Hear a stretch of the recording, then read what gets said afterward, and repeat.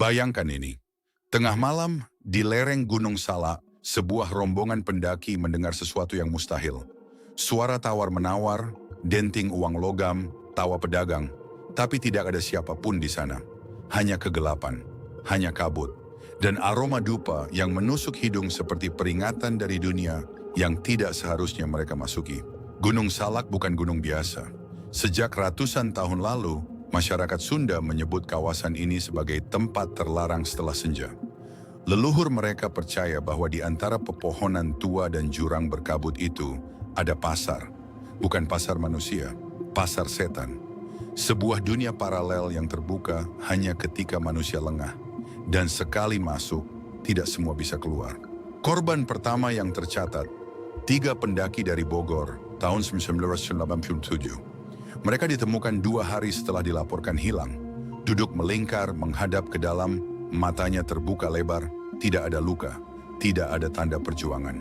Yang aneh, di tangan masing-masing tergenggam koin kuno yang tidak dikenal oleh satupun ahli sejarah manapun. Selamat datang di Pasar Setan Gunung Salak, kisah yang seharusnya tidak pernah diceritakan.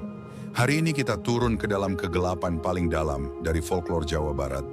Kisah yang membuat pendaki berpengalaman menolak kembali. Kisah yang membuat paranormal veteran menangis.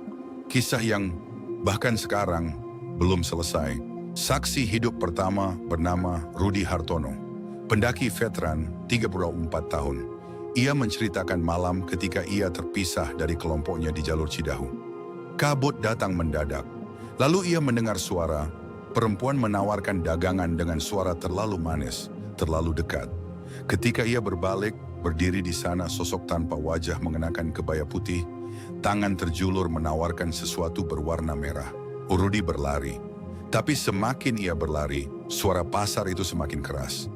Tawa anak-anak, denting logam, bau makanan busuk bercampur kemenyan. Ia bersumpah jalur yang ia hafal selama bertahun-tahun berubah, memutar kembali ke titik yang sama. Seolah gunung itu tidak mengizinkannya pergi. Seolah sesuatu ingin ia tetap tinggal selamanya. Para peneliti paranormal yang menyelidiki Gunung Salak menemukan pola yang mengerikan. Setiap insiden terjadi pada malam Jumat Kliwon, pertemuan kalender Islam dan Jawa yang dianggap paling keramat. Pada malam itu, beberapa pendaki melaporkan hal yang sama. Bau dupa mendadak, kompas berputar liar, dan bisikan nama mereka sendiri dari balik pohon yang tidak mungkin ada manusia. Tapi yang paling mengerikan bukan hilangnya para pendaki. Yang paling mengerikan adalah mereka yang kembali. Kembali dengan tatapan kosong yang tidak bisa dijelaskan dokter manapun. Kembali dengan ingatan palsu tentang bertransaksi di pasar, membeli sesuatu dengan harga yang tidak bisa mereka sebutkan. Kembali, tapi sesuatu di dalam diri mereka tidak ikut pulang. Nuatsi 2012. Sebuah kelompok mahasiswa nekat mendaki malam hari untuk membuktikan legenda ini bohong. Rekaman dari kamera mereka ditemukan bersama ransel yang tersisa, tanpa pemiliknya. Dalam rekaman terakhir sebelum layar menjadi hitam, terlihat jelas. Deretan lapak bercahaya di antara pepohonan, sosok-sosok berkelebat, dan suara ketua kelompok berbisik, "Ini nyata, ini sangat nyata." Inilah puncak teror pasar setan. Kisah Siti, satu-satunya yang kembali dari kelompok 2012 itu. Ia ditemukan berjalan sendirian di Jalan Raya Bogor 3 minggu kemudian.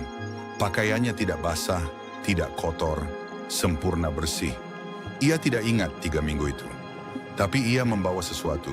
Di bawah lidahnya tersembunyi koin kuno yang sama persis dengan yang digenggam 3 korban 1997. Para sesepuh Sunda yang dihubungi menolak berbicara.